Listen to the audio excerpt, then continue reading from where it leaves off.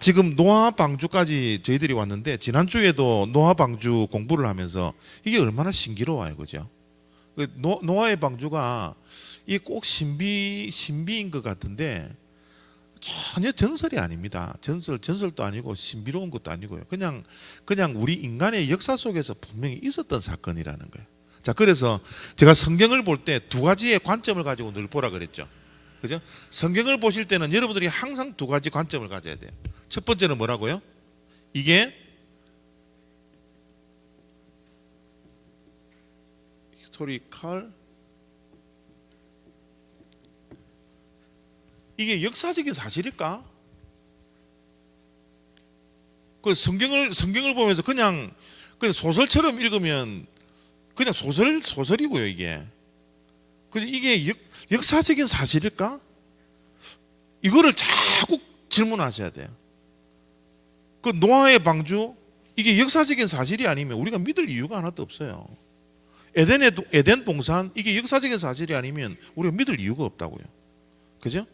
그래서 우리가 이때까지 공부해야 1장부터 창세기 1장부터 11장까지 이 역사적인 사실이 아닌 것처럼 보이는 이 모든 것들을 우리가 지금 몇 달을 지금 공부했습니까? 그죠? 11장 요거 공부하려고 이렇게 긴 시간 동안 저와 여러분들이 실험하면서 왔다고요.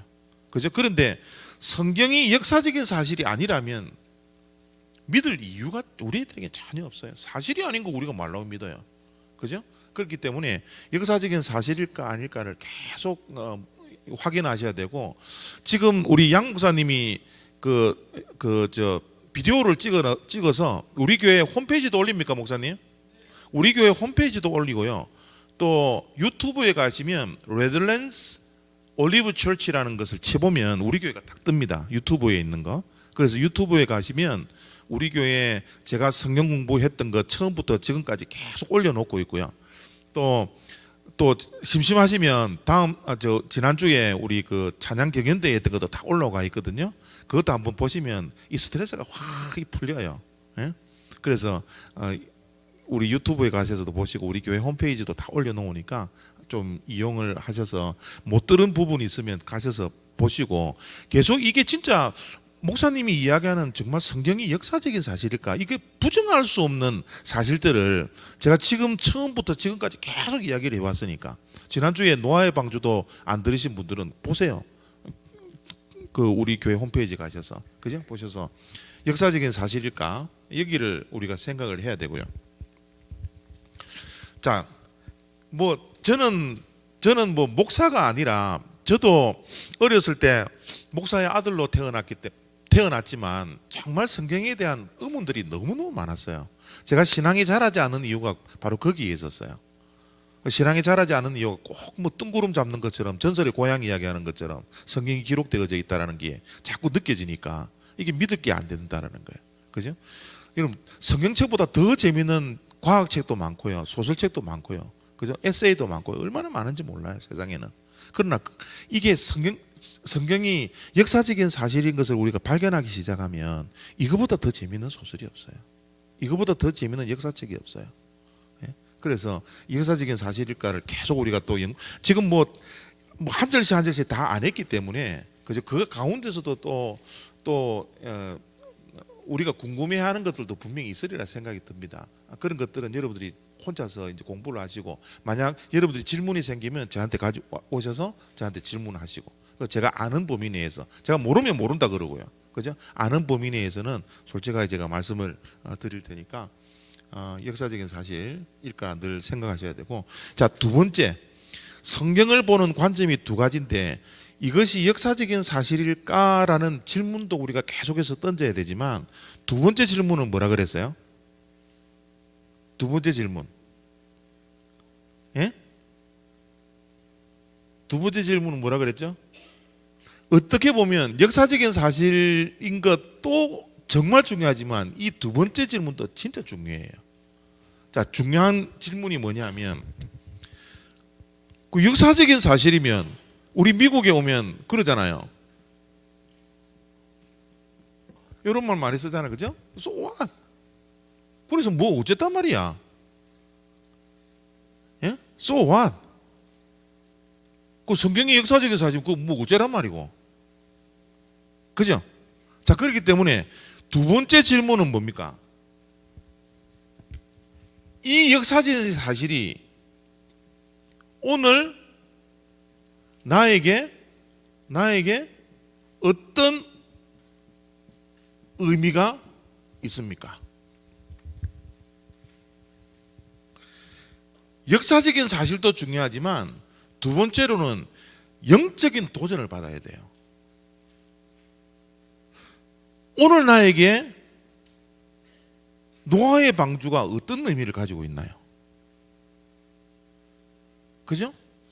자, 사도행전에 있는 교회들이 교회의 위기 앞에서 기도를 했는데 그게 나하고 무슨 상관입니까? 오늘 나에게 왜 하나님 그 말씀을, 그 많은 성경 구절 가운데 그 말씀을 나에게 주십니까?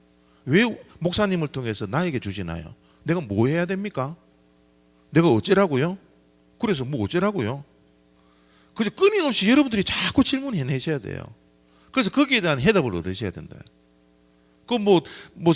제가 말씀을 가지고 설교를 했지만 여러분들이 각자가 도전받는 것들이 다 따로 있을 거예요. 그죠? 그것을 여러분들이 집에 가셔서 이제 실천하고 일주일 동안 그 말씀 붙들고 승리해야 되는 거예요. 이게 신앙생활이에요. 그냥 주일날 목사님 예배 시간에 30분 동안 설교하고 고개 끄덕끄덕거리고 그렇지, 그러면 안 되지, 그때 기도해야지, 이거로 끝나면 안 된다라는 거예요. 그죠? 그래서 여러분들이 정말 교회를 위해서 일주일 동안 단 10분이라도 그 시간을 내어서 하나님께, 하나님 목사님 이야기 들어보니까 정말 한국교회 지금 심각하네요. 예? 혹시 그 한국교회의 그 심각한 모습이 내 모습이지 않습니까? 내가 그렇게 살고 있지 않나요? 그래서 내가 이웃을 돌보지 않고 나만 잘 되면 다 끝나는 것처럼 그렇게 살아왔지 않습니까? 그죠? 자꾸 하나님께 말씀을 생각하면서 질문하고 이 말씀을 내 삶 속에 적용시켜 나가는 것. 예? 이게 우리 신앙생활이에요, 신앙생활. 예? 그래서 노아의 홍수가 가지고 있는 이 의미가 뭘까? 왜 하나님께서 창조하신 이 창조물에 딱 손 하나 대셨을까? 왜 지구를 일그러 버리셨을까? 그 의미가 무엇일까? 주님께서 노아의 홍수를 통하여서 나에게 던지는 영적인 의미가 무엇일까? 이거를 오늘 공부할 겁니다. 그죠? 이 공부를 하면서 여러분들이 각자에게 적용이 다 되어야 돼요. 각자에게. 그죠? 자, 이 노아의 홍수는 지난주에 말씀드린 것처럼 지구의 어느 한 부분, 중동 지방에 일어난 국수적인 홍수가 아니라는 거예요. 전 세계에 홍수와 하나님께서 천지 창조를 하실 때 그 궁창을 만드시고 궁창 위의 물과 궁창 밑의 물을 나누셨던 것처럼, 그죠? 이 밑에 있는 물만큼의 문을 열어버리시고 그걸 다 쏟아낸 거예요. 그죠? 이것만 쏟아낼 뿐만 아니라 지하수가 터져서 지하의 깊은 샘물을 터지게 만들어서, 그죠? 온 세계가 문을 덮어버리는. 그 하나님의 심판, 완전한 심판이에요, 완전한 심판. 그죠?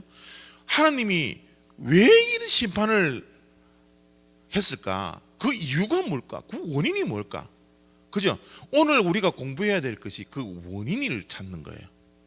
왜 하나님께서 그렇게 만들어 놓고 좋았더라 했던 그 창조물을 하나님께서 왜 손을 대셨는가 말이죠. 그죠? 하나님은 어떨 때 우리 인간들을 심판하실까? 그 노아의 홍수의 그 원인에 대해서 우리가 좀 알기를 원합니다. 자, 우리 한번 창세기 6장 한번 볼까요? 창세기 6장. 자, 이게 창세기 6장에 보면 이제 노아 홍수의 원인을 이야기하거든요. 자, 창세기 6장입니다.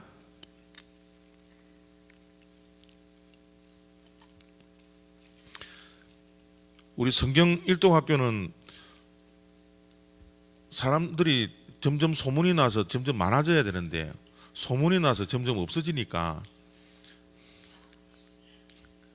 제가 힘이 날까요, 안 날까요? 예? 다음 주에 욥기 공부할 때 데리고 오세요. 예? 데리고 와서 한 시간 딱 한 사람이 한 사람씩 이거 뭐 한 사람만씩만 데리고 오면 재밌는데 6장 1절 볼게요. 6장 1절. 여러분들이 뭐 3명이 남아도 저는 합니다. 6장 1절. 자, 6장 1절부터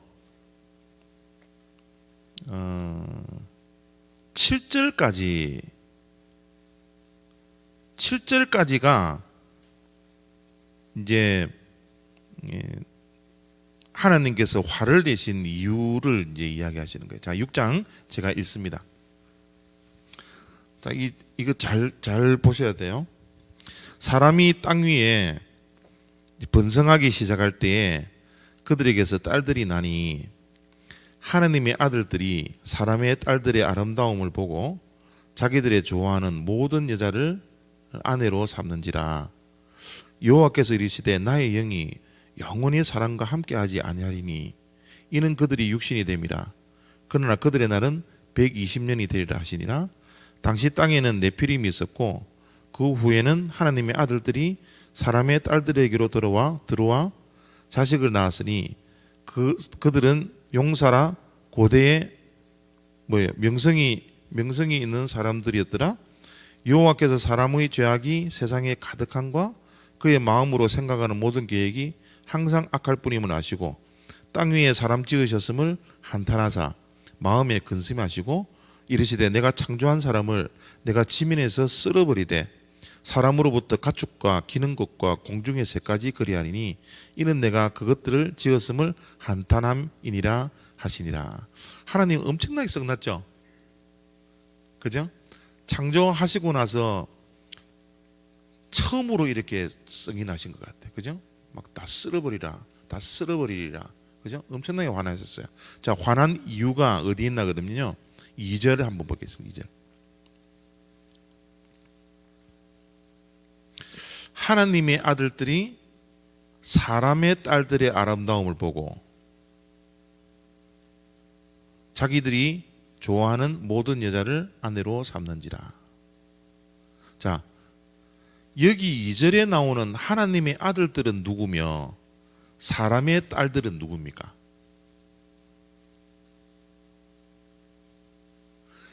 이것을 규명해내야 돼요. 이분들 때문에 지금 하나님이 화가 많이 났으니까, 그죠? 이분들이 누구인지를 우리가 밝혀내야 됩니다. 이 밝혀내는 작업을 하셔야 돼요. 그죠? 하나님의 아들들이 사람의 딸들의 아름다움을 보고 하나님의 아들들 자기들이 좋아하는 모든 여자를 아내로 삼는지라. 그러니까 하나님께서 나의 영이 영원히 사람과 함께하지 아니하겠더라 막 화가 나기 시작한 거예요. 여러분, 하나님의 아들들은 누구고 사람의 딸들은 누군 것 같아요?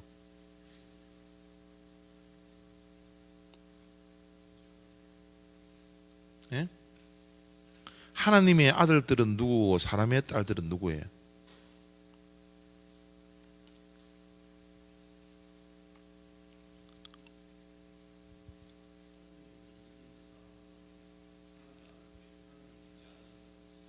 자, 지금 그 아담이 타락하고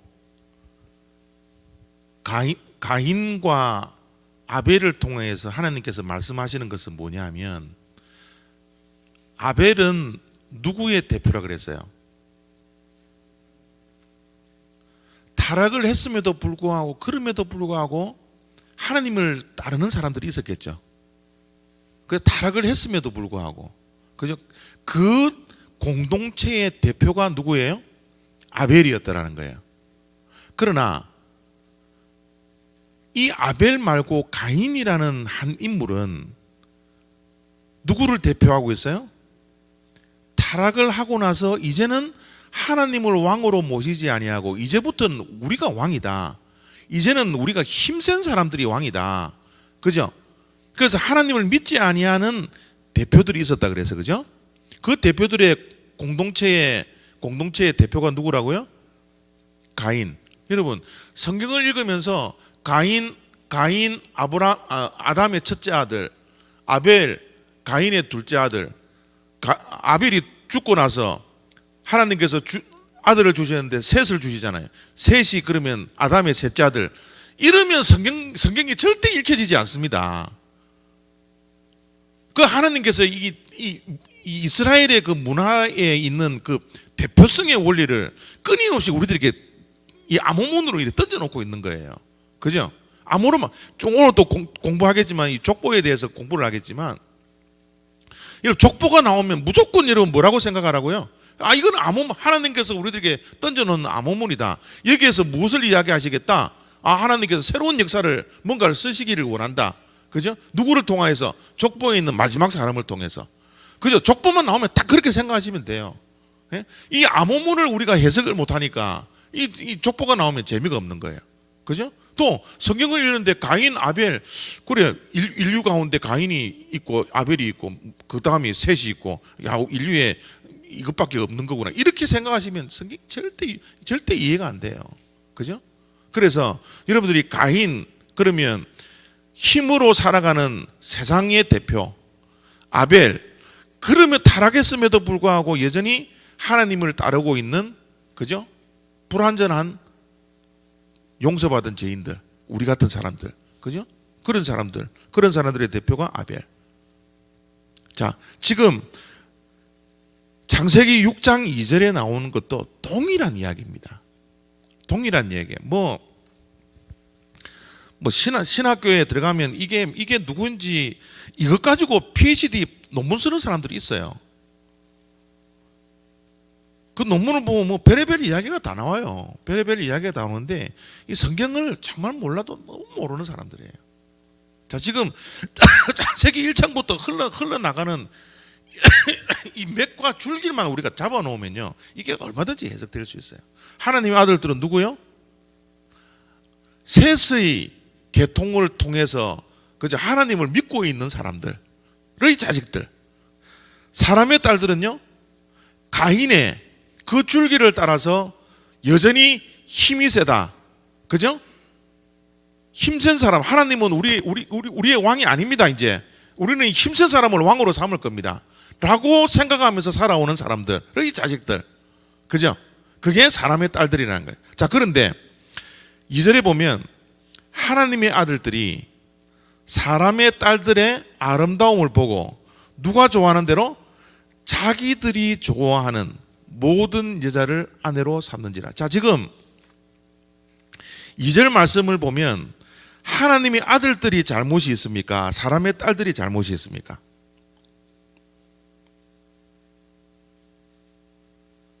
누가 잘못이 크죠? 왜 그렇게 생각하세요?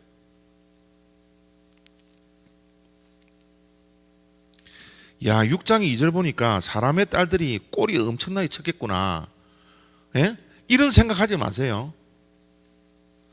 그 성경은 사람의 딸들도 꼴이 쳐서 잘못이 있겠지만 세상을 이겨야 되는 것은 우리의 몫이에요. 세상은 우리들에게 많은 유혹을 하죠. 그죠? 이것을 이길 수 있는 몫은 우리들에게 있다고요. 그죠? 그래서 성경에는 책임을 세상에 돌리지 않아요. 세상에 돌리지 않고 누구의 책임이다? 먼저 믿은 우리들의 책임이라는 거예요. 지금 여러분 제가 자주 여러분들에게 말씀하는데 한국 교회의 타락, 한국 교회가 무너져 있습니다. 누구의 책임이에요? 세상 사람들 책임이에요? 세상 사람들이 우리 한국 교회를 유혹했어요? 꼬리 쳤습니까? 그러지 않습니다. 우리가 빛과 소금의 역할을 감당하지 못한 거예요. 우리라는 것은 저와 여러분들입니다. 이 심각성을 우리가 깨달아야 되는 거예요. 그죠? 성경에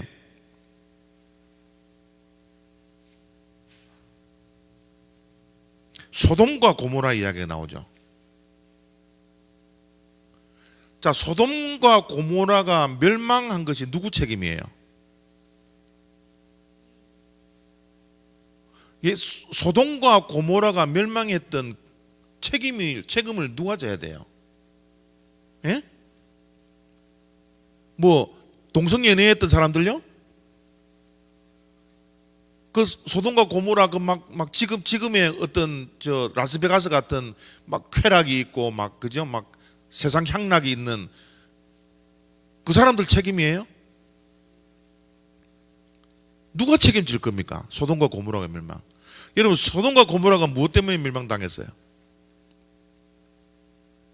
예? 소돔과 고모라가 왜 멸망당했죠? 소돔과 고모라 멸망당한 원인, 그 성경책 읽어도 잘 모르겠죠? 소돔과 고모라가 멸망했던 원인은 의인 10명이 없어서 멸망당한 거예요. 의인 10명만 있으면. 그저 하나님하고 자꾸 딜 하잖아요. 그저 50명 있으면 봐주겠습니까? 의인이 40명 있으면 봐주겠습니까? 그 하나님 계속 봐주다가 10명, 마지막으로 내 제안하는데 10명만 있으면 살려주겠습니까? 그래라. 10명 찾아내라. 근데 뭐예요? 10명을 못 찾아내는 거예요. 의인 10명만 있었으면요, 소돔과 고모라가 멸망당하지 않아요. 우리 한국 교회에 의인이 10명만 있으면 망하지 않습니다. 예?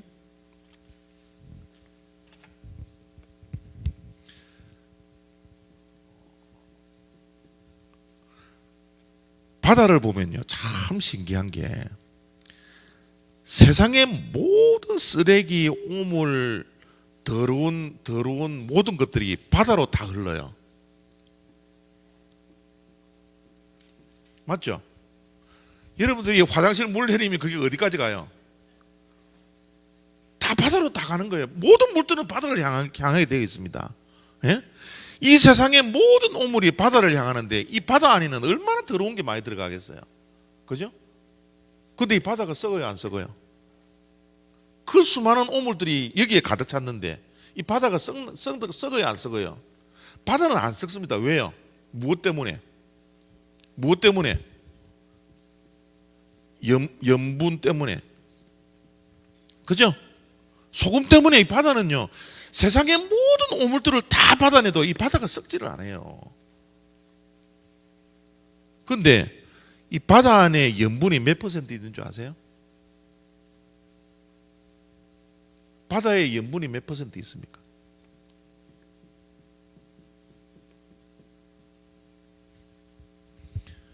요 소량의 염분 때문에 바다가 썩지 않는다. 그러면 교회가 왜 이래 썩습니까? 한국 교회가 왜 이래 썩어요? 예? 염분이 없는 거예요, 우리가 지금. 염분이 3% 내지 4%만 있으면 뭐예요? 썩지 않아요. 교회가 썩지 않습니다. 이 3% 4%의 역할을 해야 되는 것이 저와 여러분들이에요. 우리가 이 세상의 소금의 역할을 감당하지 못하면 세상은 썩어요. 세상이 썩는 것은 우리가 소금의 역할을 감당하지 못했기 때문에 썩는다라는 거예요. 그럼 세상이 썩는 것이 누구의 책임이에요? 우리의 책임이지. 저와 여러분의 책임이죠. 그렇다고 느껴지세요? 네? 이 책임 통감이 됩니까? 사실은 이거 엄청나게 심각한 이야기예요. 자, 지금 제가 누구더라? 얘가 누구 손주인데? 집사님 손주네.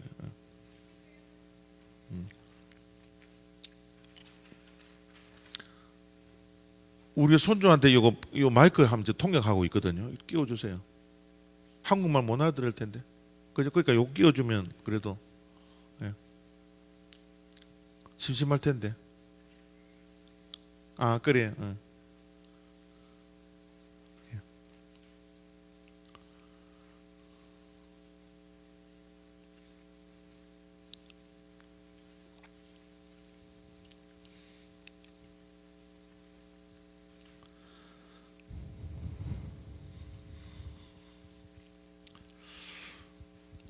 우리 한국의 기독교 인구가 몇 퍼센트인 줄 아세요? 우리 한국이 지금 인구가 4천만 넘어요? 한 5천만 됩니까? 6천만? 와, 한국이 6천만이 됐네.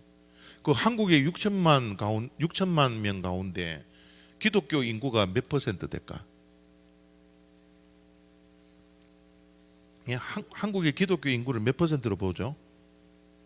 우리 한국에서 오신 두 분 집사님, 한국의 기독교 인구가 몇 퍼센트라고 알고 왔어요? 예? 10%? 10%밖에 안 돼요? 기독교 인구가 30%입니다. 이제 조금 거품도 없어지고 또 교회를 떠나시는 분들이 많기 때문에 우리는 25% 정도로 보고 있어요. 자, 기독교 인구가 그래요. 다 제하고 한 20%라고 쳐요. 예? 20%의 기독교 인구를 가지고 있는 한국의 모습을 보세요. 한국 교회가 3% 내지 4%만 돼도 썩지 않는데 20%가 되는데 왜 저리 썩어요? 네? 한국 사람들이 미국에 오면 미국의 한인 기독교 인구가 몇 퍼센트인 줄 아세요? 75%라고 직결을 냅니다. 75%. 좀 거품이 정말 많이 있다고 보고 한 60%, 50%에도. 그런데 이민교회가 왜 썩어요? 지금 여러분들은 우리는 지금 여기 레들랜드 콜턴이라는 이 촌에 이제 있는 사람들이지만 지금 오렌지 카운티만 나가도요. 이 한국 교회가 막 골치 아픕니다. 지금 한국 우리 이민 한인 교회가 두동강이 나는 교회가 얼마나 많은지 몰라요. 그 교회가 이게 사투리인데 퍼뜩하면 싸움하고 분열하고 퍼뜩하면 이게 뭐지 이게 표준말로 뭐라 그래요? 예? 쩍하면 내보다 더 사투리를 쓰시는 거라며. 여러분 진짜 이 한국 교회가요 진짜 심각해요.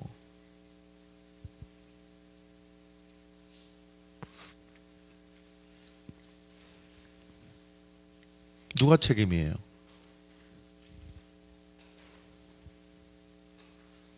진성근 집사님, 누구 책임이에요?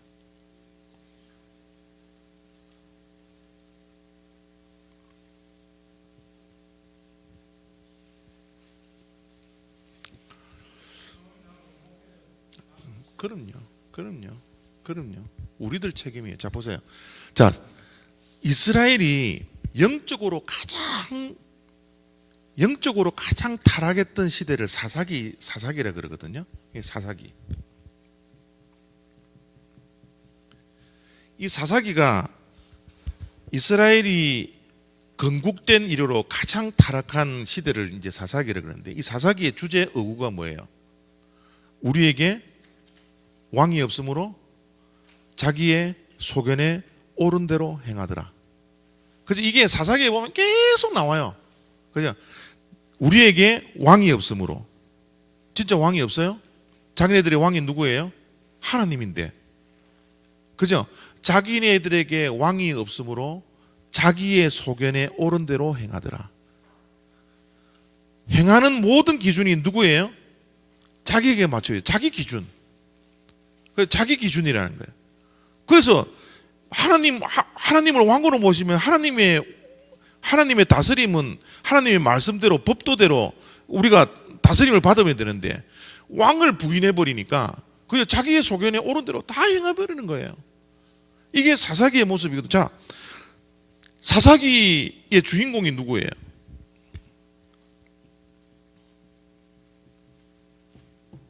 사사기의 주인공이 누굽니까? 사사기 생각하면 여러분 떠오르는 사람이 누가 있어요? 사사기 안에는 누가 유명한 사람이 있죠? 삼손. 또요? 뭐 성경을 읽어야지 뭐.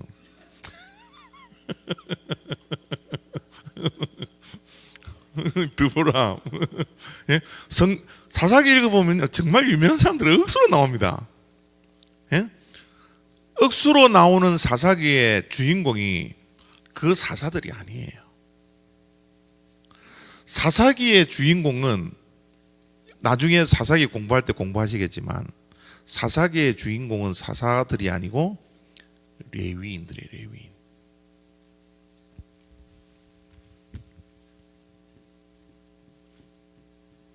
이 사사기는 사사들을 집중 조명해서 그들의 업적들을 부각시키려고 하는 책이 아니고 사사기에 있는 이 레위인들이 뭐 하는 사람들이에요? 하나님의 말씀을 가르치고 예배를 드리게 하고 제사를 지내고 그저 하는 사람들이 레위 사람들이죠. 그죠? 레위 사람들은 이스라엘 백성들의 영적인 삶을 도와주는 사람들이에요. 영적 지도자들이에요. 그죠? 자, 그런데 이 사사기는 사사들의 활동에 대한 이야기가 아니라 하나님의 종으로서 백성들을 하나님의 말씀으로 가르쳐야 할 이 레위인들이 얼마나 타락했는지 그것을 보여주는 책이에요. 이스라엘 백성들의 타락은 누구의 타락이었다? 레위인들의 타락이었다.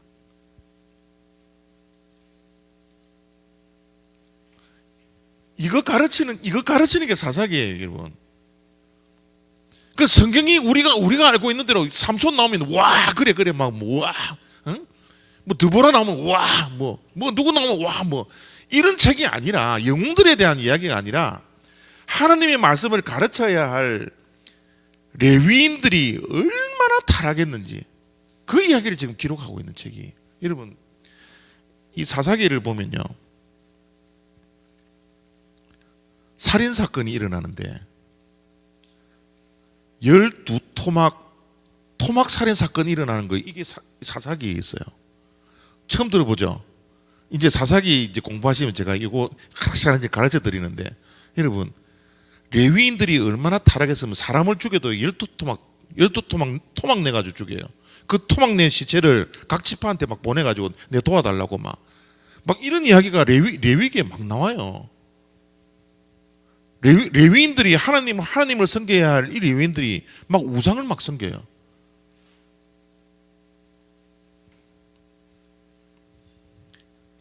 이스라엘의 타락은 영적인 지도자가 제 할 일을 감당하지 못해서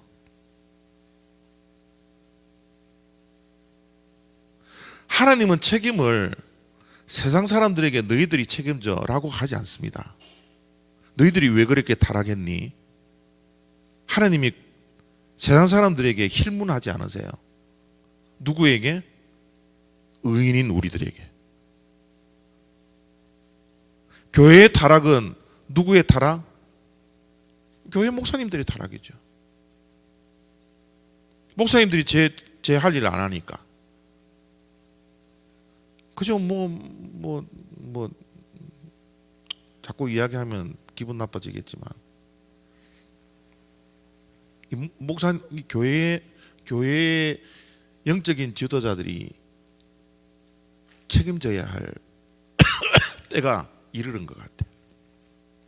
그래서 목사님들이 더 무릎 꿇어야 되고요. 더 기도 많이 해야 되고요. 지난주 금요일 날 오셔서 설교 다 들었겠지만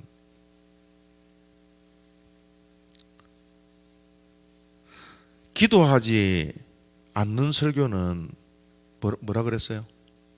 쇼하는 거예요. 쇼. 죄송합니다. 제가 사람들 앞에서 기도 안 하고 설교요. 설교에 대한 공부를 많이 했기 때문에 설교 준비 안 해도 30분은 얼마든지 떠들 수 있습니다. 근데 그게 쇼라는 거예요, 쇼. 사람들 앞에서 쇼하는 거예요. 우리 뭐 찬양 목사님 계시지만 찬양하기 전에 기도로 준비 안 하면 그 사람들 앞에서 쇼하는 거예요. 우리 목회자들이 정말 정신 차려야 됩니다.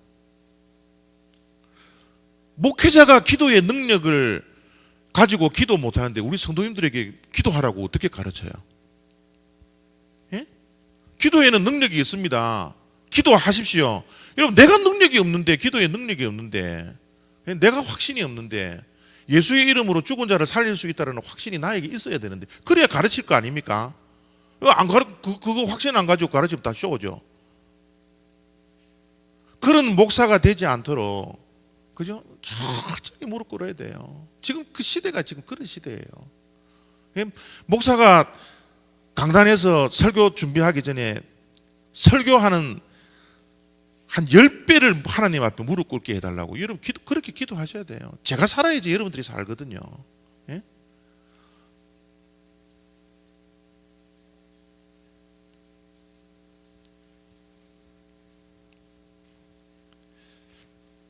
지금 노아의 홍수의 영적인 의미는, 그래, 노아 할아버지가 방주 짓고 순종했더니 한 8명이 살았다. 와, 대단하네. 야, 목사님 들어보니까 야, 공룡도 그 안에 들어갔네. 예? 와, 그 큰 배가 그 큰 파도에 부력과 중력이 함께 동시에 움직이는 그 파도에 중간에 쪼개지지 아니하고, 와, 그게 살아났네. 야, 그것들을 또 사람들이 막 실험을 해보니까 그게 진짜로 살아남는 배네. 와, 이거로 끝나면 안 된다라는 겁니다. 하나님이 얼마나 자신이 있으면 이 길이까지 다 이야기해 놨겠어요. 몇천 년이 지난 과학이 발달된 이 시대에 너가 한번 실험 한번 해봐라. 에? 이 배가 그 큰 파도 속에 30m나 되는 그 파도 속에서 이게 쪼개지는지 구부러지는지 한번 너희들 실험 한번 해보라는 거예요. 하나님이 얼마나 자신 있으면 길이 몇 규빗, 폭 몇 규빗, 넓이 몇 규빗, 이거 다 기록해 놓겠어요. 안 그랬으면 그냥 큰 배 그러고 말죠. 예? 얼마나 자신이 있으면요. 예? 노아의 몇 년, 몇 해 되는 해, 너희들이 과학이 발달돼서 시뮬레이션으로 몇 년 뒤로 막 컴퓨터로 돌려봐서 이게 진짜 있었는지 없었는지 한번 실험해봐라. 하나님은 자신이 있다는 거예요. 이게 사실이니까. 그러니까 그런 것까지 다 기록해 놓는 거예요. 비가 며칠 왔고 역사적인 사실도 중요하지만 여기에 담겨져 있는 의미가 뭐냐는 거예요. 하나님께서 한탄하시고 사람들을, 지구에 있는 모든 사람들을, 모든 동물들을 다 쓸어버리는 그 원인이 바로 하나님의 아들들이 사람의 딸들을 보고 자기의 보기에 좋은 모습으로 결혼하는 이 원인 때문에, 만약에 이 일이 발생을 했다면 우리들이 지금부터 이 세상 사람들의 유혹에 빠져야 돼요? 아니면 유혹에 승리하고 그들을 하나님께 돌아올 수 있도록 우리가 최선을 다해야 합니까? 이거 놓치면 안 돼요. 우리를 왜 이 수많은 사람들 가운데 구원해 주셨을까? 여러분 한 분 한 분을 왜 이 수많은 사람들 가운데 구원해 주셨을까? 잘 먹고 잘 살게 하기 위해서? 이 땅 좀 편하게 살게 하기 위해서? 남들보다 돈 많이 벌어서 떵떵거리고 살라고? 폼 좀 잡으라고? 그것 때문에 우리를 구원해 주시지 않았습니다. 우리에게는 사명이 있는 거예요. 세상이 썩지 않도록, 죽어가고 있는 영혼들 살려내라고 먼저 믿게 하셨던 거예요. 세상은 세상이기 때문에 우리를 유혹합니다. 그러나 그게 넘어가면 안 되는 거예요. 지금 여기에 문제점을 우리가 발견하고 영적인 의미를 그렇게 발견하셔야 돼요. 그죠? 자, 그렇게 하니까 어떤 일이 벌어졌습니까? 4절 보십시오. 4절. 당시에 땅에는 네피림이 있었고 그 후에는 하나님의 아들들이 사람의 딸들에게로 들어와 자식을 낳았는데 그들은 용사라 고대의 명성이 있는 사람들이었더라. 자, 보십시오. 하나님의 아들과 사람의 딸들이 결혼해서 아이들을 낳으니까 이제는 힘 있는 사람들이 생기죠. 힘의 나라가 되어버리는 거예요. 그것이 대표적인 사람이 누구예요? 네피림. 네피림은 어떤 사람입니까? 뭐 거대한 사람들, 그죠? 막 거인들.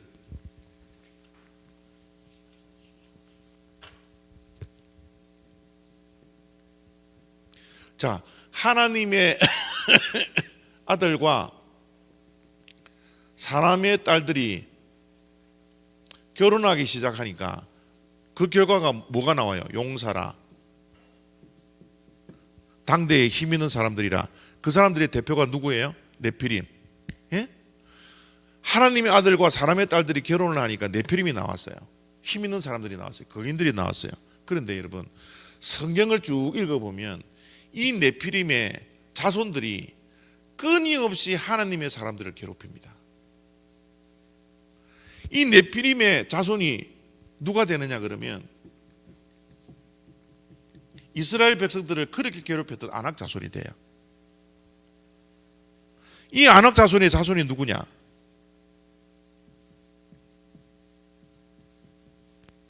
블레셋 사람 됩니다. 이 블레셋은 지금 블레셋은 우리 한국말로 블레셋이지 영어를 보면 블레셋을 뭐라고 적어놨어요? 팔레스틴. 예? 지금 현재 팔레스틴 사람들. 지금 팔레스틴 사람이 이스라엘을 얼마나 괴롭혀요? 예? 이 아낙 자손들이 다윗 시대까지 괴롭혀요. 이스라엘 백성들을.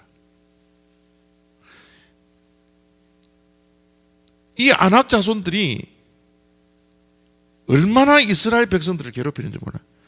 이 블레셋 사람들이 얼마나 이스라엘 백성, 하나님의 사람들을 괴롭히는지 몰라요. 그 결국에는 어디가 와요? 이 네피림에게 오는 거예요. 이 네피림의 당대에 있었던 원인이 뭐예요? 하나님의 아들들이 사람의 딸들과 뭐예요? 결혼을 했기 때문에.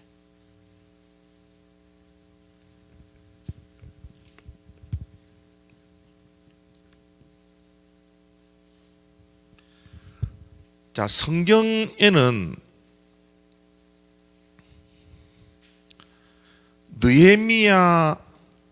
느헤미야와 에스라를 보면 느헤미야서와 에스라 시대까지 하나님이 계속해서 이야기하는 것이 이 이야기를 해요. 피를 썩지 마라. 자폰의 문제. 믿는 사람이 믿지 아니하는 사람들과 결혼을 하는 것, 이것을 하나님께서 구약시대에 굉장히 싫어하십니다. 이 이야기가 그 이야기예요. 하나님의 아들들이 사람의 딸들과 결혼을 해서 낳은 자손들이 앞으로 하나님의 나라에 얼마나 적대적인 사람들이 되는가를 보라는 거예요.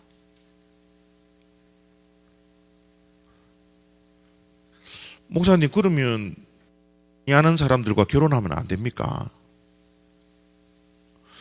저는 목사의 아들이고 저희 아내는 믿지 않은 가정에서 자랐거든요. 그럼 그런 결혼은 하나님께서 원하지 않는 거예요?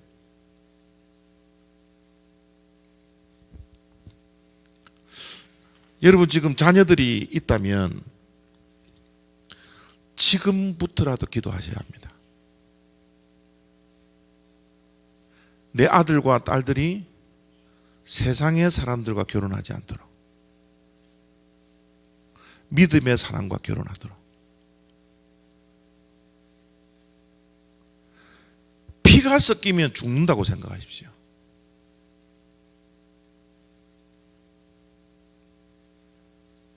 물론 하나님께서 예외적인 방법을 가지고서 믿지 아니하는 사람들과 결혼을 해도 또 하나님의 또 강권적인 또 은혜를 통해서 또 좋은 믿음의 집안을 만드실 수도 있지만, 여러분 그렇게 되기까지는 정말 어마어마한 에너지를 낭비하게 돼요. 여러분의 자녀들이 어린 아이라 할지라도 그들을 위해서 계속 기도하셔야 돼요. 뭐 자녀들 뭐 자랑하지 마라 그러던데, 자녀들이 어떻게 될지 모르니까 미국에서는. 그렇기 때문에 우리가 더 필요한 게 기도인 것 같아요. 우리의 자녀들이 믿음의 좋은 배우자 만나서 하나님 나라의 좋은 쓰임을 받을 수 있도록.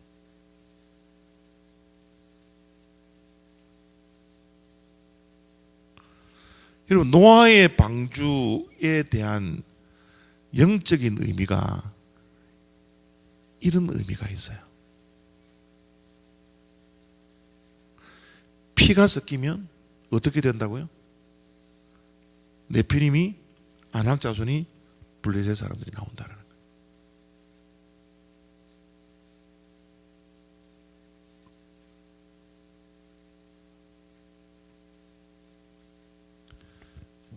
믿는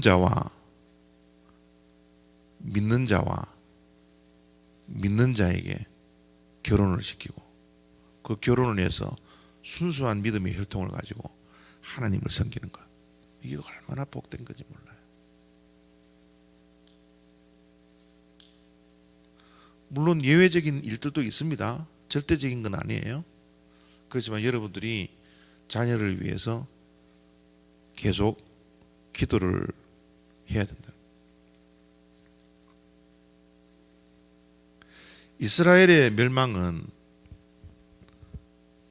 바로 여기에 있었어요.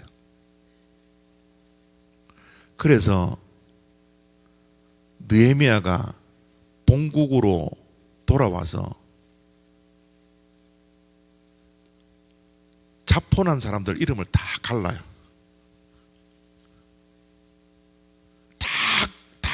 다 골라냅니다. 순수일통을 지키라고. 이 이야기가 느헤미야서에 막 기록되어져 있어요.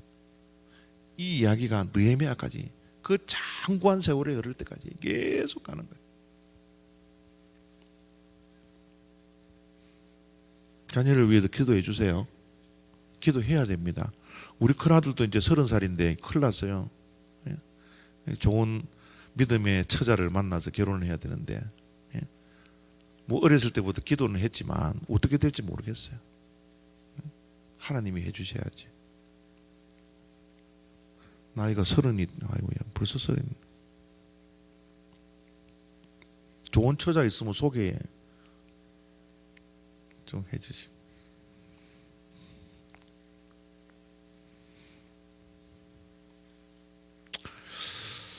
자, 우리 10장 한번 가볼까요? 10장. 자, 노아의 홍수가 6장부터 몇 장까지 간다고요? 10장까지 가죠. 그죠? 자, 10장을 한번 펴보실래요?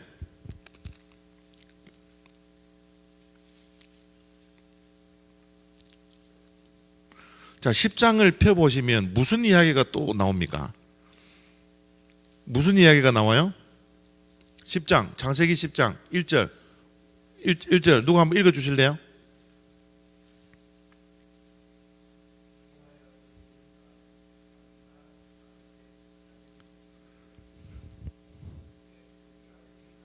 어이구야, 또 족보 이야기가 나오네.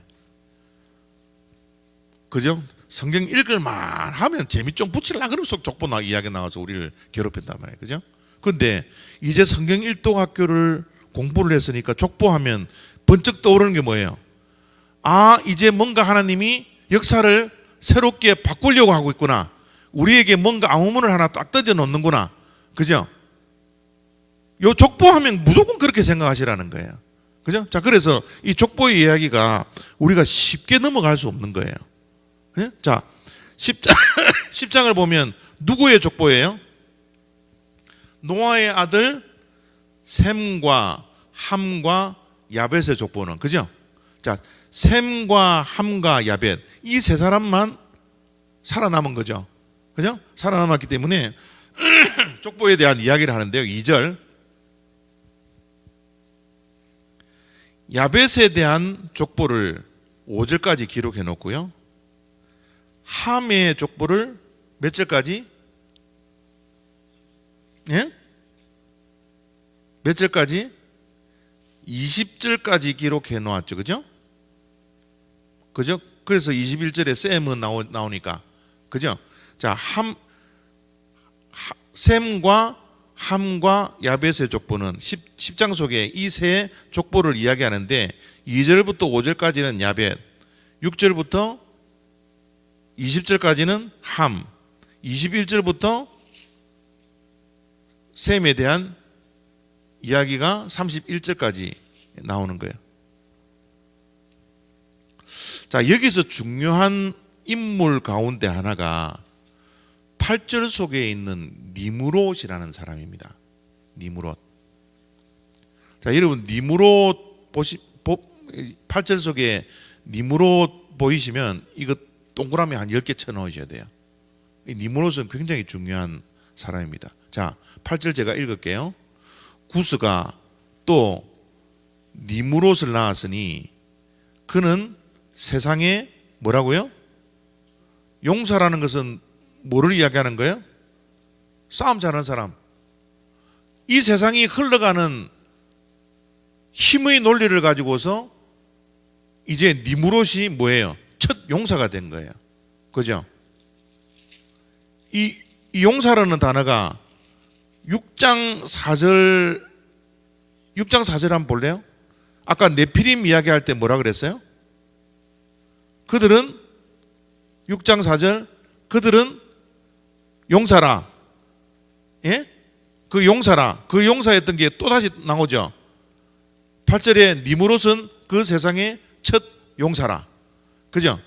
자, 이 니므롯이 왜 중요하냐 그러면 10절 보십시오. 10절. 누구의 나라는 니므롯의 나라는, 예? 니므롯은 누구예요? 힘센 사람. 이 세상을 지배하고 있는 힘센 사람, 세상의 왕. 그죠? 그 세상의 왕의 나라는, 야, 이놈이 벌써 나라를 만들었네. 그죠? 국가라는 개념이 여기에서 나오죠. 그죠? 국가라는 개념이 여기서 나와요. 이 나라라는 것은 굉장히 중요한 단어입니다. 성경 일도학교의 주제가 뭐예요? 하나님의 나라. 그 하나님의 나라의 반대말은요, 세상 나라, 사단의 나라. 이 나라라는 개념이 굉장히 중요해요. 그런데 세상의 나라, 니므롯의 나라가 10장 10절에 처음 나오는 거예요. 그죠? 자, 그의 나라가 어떻게 됩니까? 시날 땅의 바벨과 그의 나라는 어디에 있어요?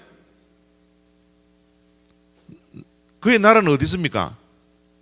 시날 땅의 바벨과 에렉과 악각과 갈릴에서 시작되었으며 시날 땅의 바벨. 자, 12장으로 갑니다. 12장 2절. 우리가 잘 알고 있는 바벨탑 사건을 보십시오. 12장 1절. 온 땅의 언어가 하나요 말이 하나였더라. 이에 그들이 동방으로 옮기다가 어디에? 시날 평지를 만나 거기 거류하며. 이 이야기가 누구의 이야기예요? 10장 8절에 나오는 니므롯의 나라에 대한 이야기죠. 이게 연결이 됩니까? 바벨탑의 사건은 누구의 나라를 이야기하고 있는 거예요? 힘을 자랑하고 있던 니므롯의 나라. 그죠? 니므롯의 나라가 뭐를 샀습니까? 탑을 샀죠. 어디에까지? 하늘에 닿을 때까지. 왜 여러분 탑을 쌓아요? 이 사람들이 왜 자꾸 탑 쌓는 이야기를 합니까? 예? 이 사람들이 왜 자꾸 신할평지까지 가가지고 옮겨가지고 왜 그들이 탑을 자꾸 쌓죠? 탑을 쌓는 이유가 뭐예요? 예? 하나님처럼 되려고. 자, 그 전에 이유가 없을까요? 그때 왜 자꾸 뭐 신할평지에 가가지고 뭐 땅을 넓히더라, 뭐 성을 쌓더라, 뭐 이런 이야기도 할 수 있잖아요. 하나님을 대적하기 위해서 뭐 땅을 사서 뭐 성을 막 쌓았더라, 뭐 몇 평방미터 뭐 쌓았더라, 뭐 이런 이야기도 할 수 있는데 왜 자꾸 탑을 쌓는 이유가 뭐예요? 그때의 문화를 지금 이야기하고 있는 거예요. 그때의 문화가 무슨 문화예요? 탑 쌓는 문화예요. 왜? 홍수를 경험했으니까. 이제는 하나님이 물론 우리 홍수로 심판을 하더라도 우리가 내가 항상 이게 에베레스트 이게 항상 헷갈려요. 에베레스트 산보다 더 높은 성을 쌓아 놓으면 하나님이 물을 아무리 보내도 우리는 살아남을 수 있을 거야. 하나님의 심판에 우리는 면할 수 있어요. 쌓자. 이게 그때의 문화였어요. 성 쌓는 게. 이 탑 쌓는 게. 왜요? 하나님의 심판을 인간의 노력으로 피해 보려고. 이게 누구라고요? 니무롯의 나라는 거예요. 니무롯의 나라는 무슨 나라예요? 세상 나라. 힘으로 다스리는 나라. 이 이야기가 11장 속에 확 들어와 있는 거예요. 이 세상의 나라는 이제 앞으로 그렇게 흘러갈 것이라는 거예요. 이제 11장이 끝나면 세상 나라에 대한 이야기를 안 합니다. 하나님이 접어버려요. 그리고 12장부터 무슨 역사? 1장부터 11장까지는 세계 일반 역사라 그랬죠. 세계사. 12장부터 50장까지는요. 이제 구원의 역사, 이스라엘의 역사. 하나님이 이스라엘이라는 나라를 창세기 12장부터 요한계시록까지 계속 끌고 가고요. 세계 일반 역사는 뻔한 거예요. 어떤 뻔함이 있습니까? 힘센 사람들이 하나님을 대적해서 탑 쌓는 거. 이게 세상 사람들이 이제 창세기 11장 이후부터는 그 범위를 벗어나지 않기 때문에 세상 이야기는 진짜 하나님께서 접어버리세요. 이 바벨탑 사건을 통해서 세상 역사는 너희들이 공부할 필요 없이 이제 그렇게 흘러간단다. 이제 내가 관심을 가지는 것은 내가 이들을 구원하기 위해서 이 지구상에 있는 내 나라 이스라엘 백성, 이 선택받은 이스라엘 백성들이 이제 어떻게 저 세상 사람들을 구원하는지, 어떻게 쓰임을 받는지 한번 너희들이 두고 봐라. 이 이야기를 창세기 12장부터 써내려가고 있는 거예요. 자, 창세기 한번 보십시오. 11장 10장 21절 한번 볼까요? 10장 21절. 자, 10장 21절 셈에 대한 이야기가 나오죠. 그죠? 셈에 대한 이야기가 나오는데, 자, 어디를 보시나 그러면 11장 10절을 한번 볼까요? 요 10장에 있는 셈에 대한 족보를 11장 10절 속에서 또 족보의 셈에 대한 족보를 또 이야기를 합니다. 그죠? 뭔가 하나님께서 이 셈에 대한 관심을 많이 가지겠죠. 이 셈이 결국은 이제 아브라함의 이제 조상이 되는 거니까 이 셈에 대한 족보에 대한 이야기를 하는데, 자, 11장 10절. 11장 10절에 보면 셈의 족보가 나오는데 셈의 족보가 어디까지 나옵니까? 지금 누구를 등장시키기 위해서, 누구를 통해서 이 역사를 바꾸시려고 하나님은 셈의 족보를 또 11장 속에 또 기록하고 있어요. 그 마지막에 나오는 사람 이름이 누굽니까? 아브람, 그죠? 이 아브람을 통해서 하나님께서 뭔가 새 시대를 연출하기 위해서 셈의 족보를 이렇게 암호로 이렇게 딱 던져 놓는 거예요. 10절 속에 함과 야벳과 셈의 족보를 기록한 다음에 이 셈의 족보가 너무너무 중요하기 때문에 11장 속에 다시 한번 셈의 족보를 기록함으로써 그 마지막에 있는 아브라함을 통해서 새 역사를 쓰시겠다고 지금 우리들에게 하나님의 그 의미를 그 뜻을 이렇게 딱 던져 놓는 거예요. 이것을 우리가 캐치해야 돼요. 자, 하나님의 나라는 아브라함을 통해서 일어나는데, 자, 12장 봅니다. 12장. 자, 12장 보세요.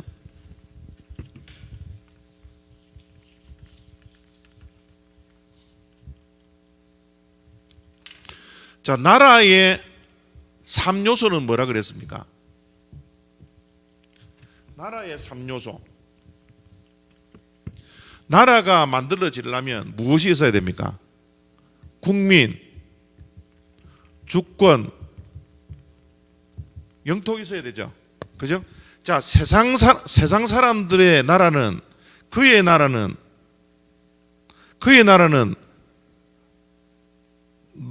느무롯의 나라는 국민이 느무롯의 자손들이죠. 그죠? 그들이 어디로 갔습니까? 신할 평지로 갔죠. 그죠? 누구에 의해서? 그에 의해서. 그죠? 그에 의해서. 그죠? 주권이 누구에게 있습니까? 왕에게. 니무롯이라는 왕에게. 그죠? 이 세상 사람들은 이렇게 흘러가지만 창세기 12장 1절부터 3절을 보면 하나님의 나라가 이제 어떻게 형성이 되는지. 그죠? 자, 12장 봅니다. 12장.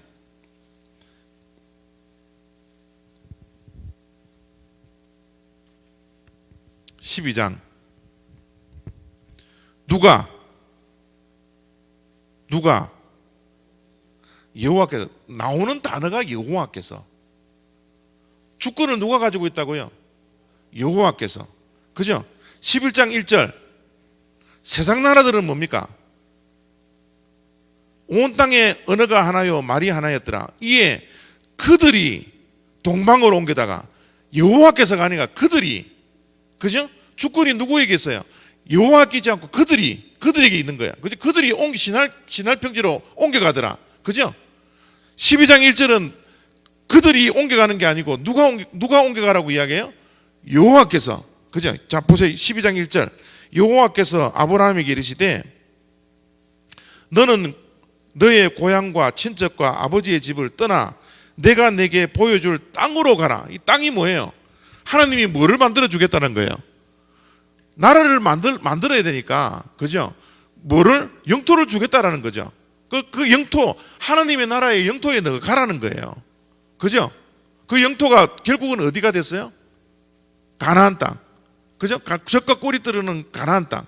그 가나안 땅에 누가? 여호와께서. 그죠? 지시하는 땅으로 가라. 그죠? 영토도 주시지만 주권이 있고 영토가 있지만 무엇이 또 있어야 됩니까? 국민이 있어야 되죠. 2절. 내가 너로 큰 민족을 이루게 하겠고. 민족을 이루게 하겠고. 뭐예요? 내가 나라를 만들 땅으로 가서 너는 이제 하나님께서 뭐예요? 이제 민족을 이루어서 내가 나라를 만들어 주겠다. 그 나라는 주권이 누가 있는 나라? 나 여호와. 내가 주권을 가지고 있는 영토에 가서 이제 국민을 내가 만들어 주겠다. 이 이야기를 지금 12장 속에 하고 있는 거예요. 11장 속에 느무롯의 나라하고는 전혀 딴판이죠. 그죠? 자, 12장 3절.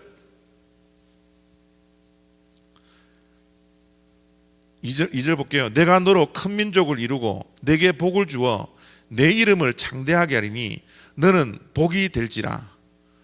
너를 축복하는 자에게는 내가 복을 내리고 너를 저주하는 자에게는 내가 저주하리니 땅의 모든 족속이 너로 말미암아 복을 얻을 것이라 하신지라. 자, 여러분, 이 12장 1절, 2절, 3절은 너무너무 중요한 장이에요.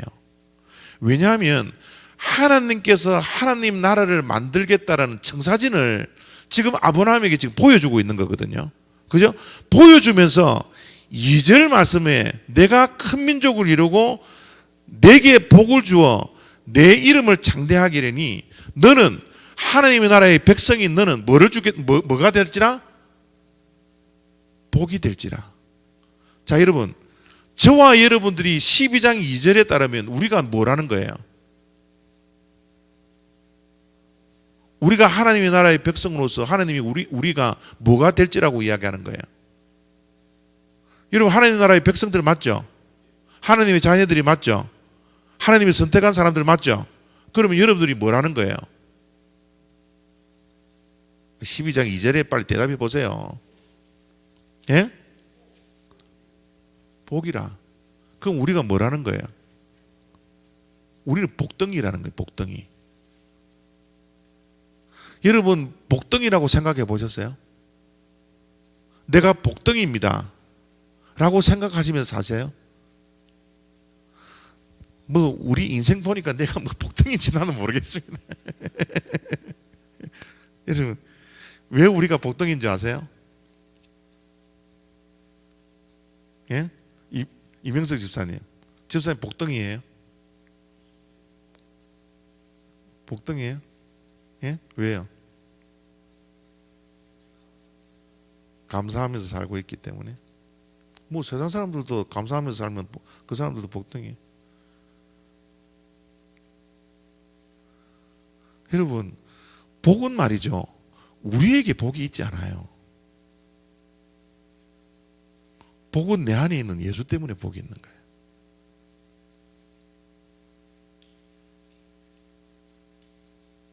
왜 우리가 복덩이가 돼요? 그 내 안에 있는 예수 때문에. 여러분, 이 자신감이 우리들에게 있어요. 막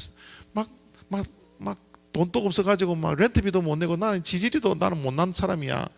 이래 살지 마시고, 한 달 렌트비 못 낼 돈에 시달린다 할지라도 내 안에 있는 예수 때문에. 여러분, 자신 있게 살아가는 게 이게 예수쟁이들이에요. 그 정도 자신 없으세요? 예? 세상 사람들 여러분 떵떵거리면서 살아도 그 사람이 예수가 없으면 천국이, 여러분, 영생이 주어지지 않았는데, 그 사람보다 여러분 내가 먼저 영생을 가진 자들인데, 여러분 세상의 그 부귀영화 여러분 누리고 있는 거, 여러분 이 땅에 90년 100년이면 다 놓고 가는데요. 우리는 이미 여러분 내 안에 있는 예수 때문에 천국에 보장이 되어 있는 사람들인데, 뭐가 여러분 두려울 게 뭐가 있어요? 여러분, 사도행전에 그 사람들 여러분 담대하게 잡아가겠다고 협박하는 사람들 앞에서 담대하게 말씀을 전하는, 왜 그렇게 전할 수 있어요? 왜 여러분 두려움이 없어요? 내 안에 있는 예수 때문에. 지금 죽어도 천국에 가는 확신 때문에. 그러니까 여러분 당당한 거예요. 당당한 거. 세상이 가질 수 없는 걸 우리가 가지고 있는데. 예? 여러분, 세상 사람들 부러워요? 여러분 막 미국에 와서 제가 오렌지 카운티 그 가든 그로브에 있는 교회에서 제가 교육 전도사를 했는데, 그 교육 전도사 할 때 어느 집사님 집에 신방을 갔는데요. 와, 막 의리의리하더라고요. 집사님이. 와, 진짜 막 내 태어나고 나서 그런 집이 있는 거 처음 봤어요. 그만큼 의리의리하게 살던데요. 우리 큰애가 그 집에 가가지고 한다는 소리가, 아빠, 저 집사님 진짜 잘 사네요. 진짜 잘 사네요. 근데 여러분 한번 생각해 보세요. 그 사람들 잘 사는 거예요? 우리가 못 사는 거예요? 그 정도 자신 없으세요? 여러분, 그 사람들은 잘 사는 게 아니고요, 부자예요. 부자일 뿐입니다. 잘 사는 건 우리가 잘 사는 거예요. 그 사람들은 부자일 뿐이에요. 제가 우리 큰애한테 그랬어요. 야, 저 집사님 물론 예수 때문에 잘 사는 거겠지만, 야, 돈 많다고 잘 사는 거 아니란다. 돈 많은 사람은 그냥 부자일 뿐이냐. 내가 우리 큰아들한테 그래 이야기했어요.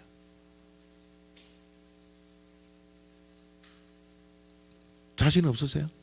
제가 그때요, LA 삼가하고 그레머시하고 예?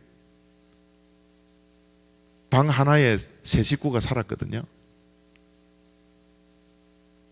우리 큰애 99전짜리 그때 빅맥 세일할 때인데 그 빅맥을 못 사줬던 때예요. 99전이 없어서. 내가 가난할 뿐이지 못 사는 건 아니거든요.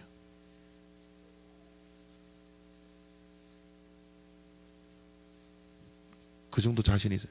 여러분, 내가 왜 복덩이에요? 내 안에 예수님이 계시니까.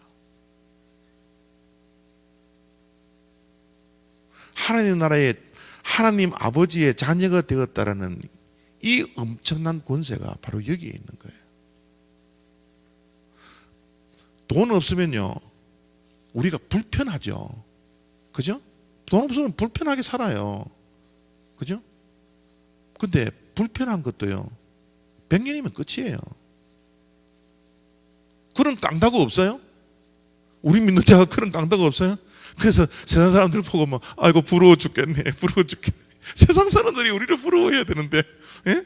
세상 사람들이 막 우리 보고 와, 부러워해야 되는데 우리가 더러 막, 예?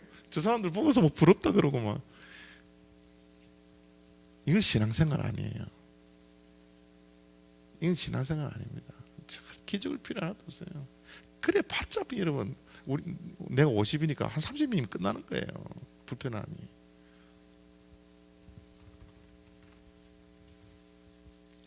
여러분, 복덩이입니다. 하나님이 복덩이라고 그러니까 복덩이인 줄 알죠 뭐. 예? 조금 불편하게 살 뿐이죠. 자, 그런데 여러분,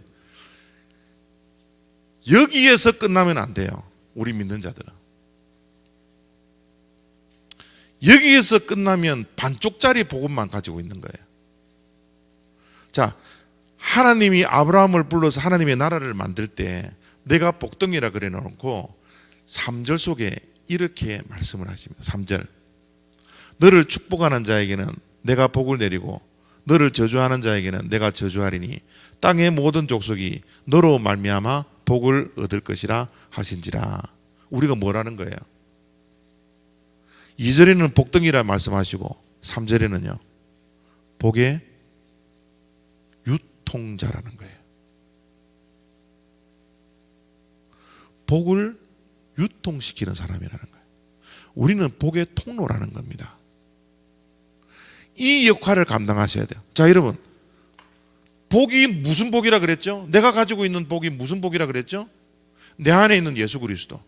우리는 복을 유통해야 되는 자라는데 뭐를 유통시켜요? 여러분이 돈 가지고 있는 그 다 나눠 드릴 거예요? 예? 안 그래도 없어 죽겠는데 이거 나눠 드릴 돈이라도 있으세요? 예? 그러면 다행인데, 여러분, 나눠 드릴 돈이 없으면 우리가 뭐를 나눠 드려야 돼요? 진짜 복. 진짜 복을 안 가진 자에게 나누는 것. 이게 우리들의 사명이에요. 이거 하라는 거예요. 이거 하라. 하나님의 나라를 세우는 가장 근본적인 이유가 바로 여기에 있습니다. 하나님이 그냥 우리를 복의 통로가 되라 그러지 않고 우리를 아예 복덩이로 만들어 놓고 그 복을 나누어 주라는 거예요. 우리가 없는 건 나누라는 거 아니에요. 우리가 가지고 있는 거, 그거 나누라는 거예요. 내겐 금과 은이 없어도 뭐예요? 내가 가지고 있는 거 너희에게 주노니 곧 나사렛 예수 그리스도 이름으로 일어나라. 이 배짱이 여러분, 저와 여러분들에게 있어야 돼요. 그 배짱으로 살아가는 거죠. 안 그러면 세상 부러워서 어떻게 살 거예요? 네? 이게 하나님 나라의 백성들의 삶이에요. 창세기 12장부터 50장까지는 이 이야기를 하는 거예요. 창세기 12장부터 50장까지는 하나님 나라의 백성이 어떤 사람인지를 이야기해 줍니다. 여러분, 여기에 나와 있는 야곱에서 이 이야기 나올 때 여러분 불만이 있을 수 있죠. 하나님, 어떤 사람은 복덩이로 태어나고 어떤 사람은 금수저로 태어나게 하고 어떤 사람은 태어날 때부터 흙수저로 태어나게 하고, 하나님 와 그러십니까? 예? 이런 관점으로 성경을 보지 마시고 성경에 있는 하나님의 나라의 백성이 과연 누가 될 것인가? 예? 어떤 사람을 하나님의 나라의 백성으로 후손으로 삼아서 이 대를 이어가서 우리까지 왔나? 이 관점을 가지고 창세기 12장부터 50장까지를 보셔야 돼요. 그래서 이 이야기를 아브라함, 이삭, 맞죠? 아브라함, 이삭, 야곱, 열두 아들 요 이야기를 다음 욥기와 함께 제가 다음 주에 여러분들에게 설명을 해드립니다. 그래서 여러분들이 정말 그 자들과 비교를 해서 나 또한 지금은 이렇게 어리버리 살아가고 있지만 후대에 믿음의 선조가 될 것이라는 이 확실한 여러분 믿음을 가지고서 이 내가 가지고 있는 예수라는 이 생명을 내 자식들에게 자손들에게 넘겨주는 이 믿음의 명문 가문이 되는 그 축복이 창세기 12장부터 50장까지 어떻게 이루어가는지 한번 확인해 보시기를 바랍니다. 저것도 제가 설명을 해드려야 되는데 목사님 제가 설명을 안 했다고 제가 딱 보여주시는데 시간이 다 됐어. 예, 목사님 제가 다음에 설명할게요. 예. 기도하고 마치겠습니다.